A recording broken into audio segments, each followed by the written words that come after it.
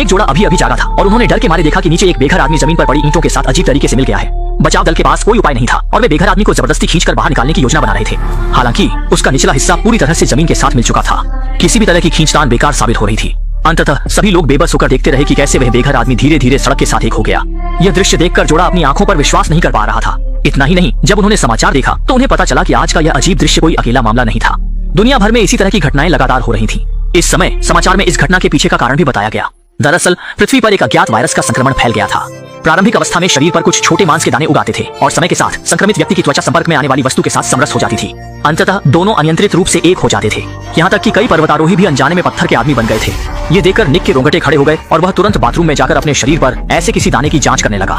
जब उसने पुष्टि कर ली कि वह संक्रमित नहीं है तो उसने आवर्धक कांच उठाया और अपनी प्रेमिका की भी बारीकी से जांच की। जब यह सुनिश्चित हो गया कि उसकी प्रेमिका भी सुरक्षित है तो दोनों ने राहत की सांस ली। उस भयानक संक्रमण के लक्षणों के बारे में सोचकर निक अनायास ही डर गया और समझ गया कि अब और इंतजार नहीं किया जा सकता। अगले दिन सुबह निक ने प्लास्टिक की शीट से सभी दरवाजे और खिड़कियों को पूरी तरह से ढक दिया। उसे असुरक्षित महसूस हुआ, इसलिए उसने घर के अंदर और बाहर कीटाणुनाशक से सफाई की। निक को लगा कि अब उसे कोई चिंता नहीं है, लेकिन उसे यह जानकर बहुत आश्चर्य हुआ कि इस वायरस का प्रसार उसकी कल्पना से कहीं अधिक तेज था। सिर्फ आधे घंटे के भीतर ही हजारों लाखों लोग संक्रमित हो गए। इस अचानक आई आपदा से निपटने के लिए अधिकारियों ने एक अस्थायी क्वारंटाइन स्टेशन बनाया और सभी संक्रमित लोगों को एक साथ अलग थलग कर दिया और अन्य निवासियों को घर में रहने का आदेश दिया। शुरू में निक और उसकी प्रेमिका इस शांतिपूर्ण 2 व्यक्ति दुनिया का आनंद ले रहे थे। हालांकि जैसे जैसे स्थिति गंभीर होती गई, बिजली भी बिना किसी देखभाल के बंद हो गई और अपार्टमेंट में फंसे निवासी केवल पाइप के माध्यम से स्थिति का आदान प्रदान कर सकते थे। लेकिन हर कोई बिना किसी अपवाद के इस वायरस के बारे में बहुत कम जानता था। कुछ लोगों का मानना था कि वायरस आंखों के संपर्क से फैलता है, जबकि कुछ का मानना था कि यह हवा के माध्यम से फैलता है। सौभाग्य से निक की हाथ से काम करने की क्षमता बहुत अच्छी थी। उसने घर की साइकिल को एक साधारण मानव जनरेटर में बदल दिया। जैसे ही उसने देखा कि लाइट धीरे धीरे जलने लगी, उसकी प्रेमिका लिसा तुरंत कंप्यूटर के पास आई, यह सोचकर कि वह इंटरनेट पर बाहर की दुनिया की ताजा खबरें देख सके। लेकिन उसे बहुत निराशा हुई क्योंकि कंप्यूटर को कोई भी सिग्नल नहीं मिल रहा था। बोरियत में उसने समय बिताने के लिए तस्वीरें देखना शुरू कर दिया। लेकिन तभी अचानक एक छोटा पत्थर उसके पैर में चुभ गया। शुरू में उसने इसे नजरअंदाज कर दिया और पत्थर को एक तरफ फेंक दिया। लेकिन थोड़ी देर बाद दीवार से एक और पत्थर गिर गया। इसने लिसा को तुरंत सतर्क कर दिया और वह जल्दी से दीवार की जांच करने के लिए झुक गई। जब उसने करीब से देखा तो वह डर के मारे देखती रह गई कि मेज के नीचे से पत्थरों का एक ढेर अचानक उभर आया है और वह ढेर जैसे जीवित हो गया हो, पागलों की तरह हिलने लगा। उसने तुरंत अपने प्रेमी निक को बुलाया। जब उन्होंने टॉर्च से ध्यान से देखा तो उन्होंने पाया कि पत्थरों के ढेर में एक मानव चेहरा भी लिपटा हुआ था। आंखों और चेहरे की बनावट से निक ने तुरंत पहचान लिया कि यह उसका पड़ोसी है।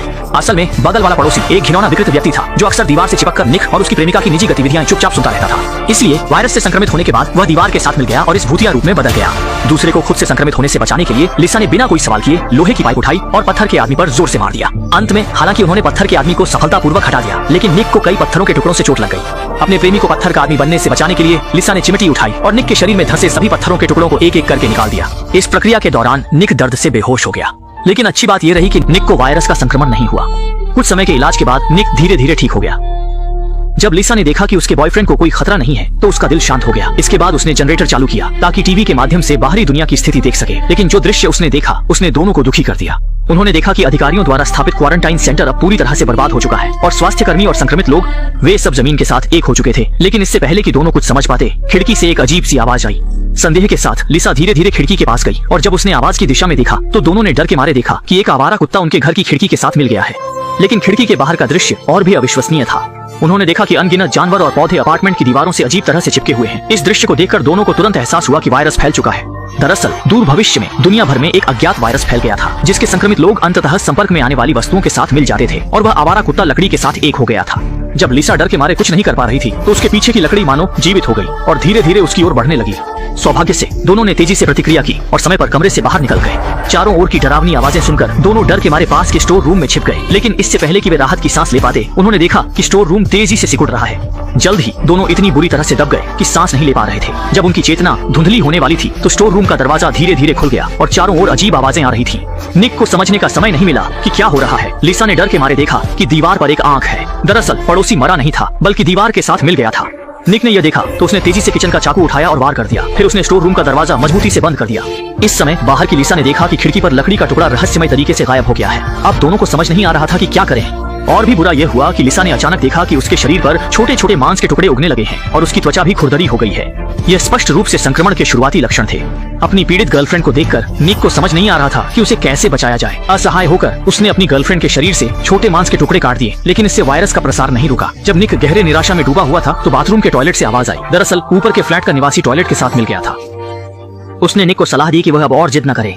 उसने कहा कि इस वायरस का प्रसार बहुत तेजी से होता है और इसका इलाज संभव नहीं है। जल्द ही निक भी अपार्टमेंट का हिस्सा बन जाएगा। लेकिन निक ने हार नहीं मानी। जब वह फिर से अपनी गर्लफ्रेंड के पास गया तो उसने देखा कि वह बिस्तर की चादर के साथ मिल रही है। अपनी प्रिय को बचाने के लिए निक ने तुरंत कैंची उठाई और चादर काट दी। लेकिन इससे उसकी गर्लफ्रेंड को असहनीय दर्द हुआ, क्योंकि चादर पहले ही लिसा के साथ एक हो गई थी। अगले ही पल लिसा से तेजी से खून बहने लगा। अब निक के पास कोई और उपाय नहीं था। वह केवल अपनी गर्लफ्रेंड को चादर के साथ धीरे धीरे मिलते हुए देख सकता था। समय के साथ उसकी गर्लफ्रेंड का शरीर धीरे धीरे निगल लिया गया और अंत में केवल उसका सिर बाहर रह गया। मजबूरी में उसे अपनी गर्लफ्रेंड को छोड़ना पड़ा। इसी बीच घर का खाना भी खत्म हो गया था। एक आखिरी उम्मीद के लिए निक ने हिम्मत करके घर का दरवाजा खोला।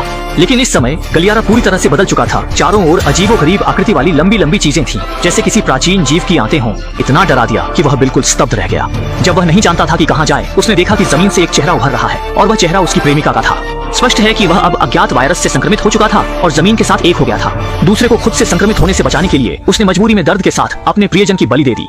जैसे ही उसने उसे काटा, आसपास की आंतें तुरंत मुड़ गईं और उसकी ओर दबाव डालने लगी। इस स्थिति को देखकर निक केवल घर की ओर वापस दौड़ सकता था। जब उसने देखा कि वह कहीं नहीं भाग सकता, तो उसने एक छोटे से छेद में घुसने का फैसला किया। गलती से वह एक अंधेरे स्थान में पहुंच गया और इससे पहले कि वह प्रतिक्रिया कर सके, उसने महसूस किया कि कोई उसे छू रहा है। जब वह डर से कांप रहा था, उसके सामने अचानक एक महिला प्रकट हुई जो लगातार उसकी पीठ को सहला रही थी। असल में वह अपार्टमेंट में गिने चुने जीवित बचे लोगों में से एक थी। उसने निक को बताया कि अगर वह जीवित रहना चाहता है तो उसे अब से उसकी बात माननी होगी।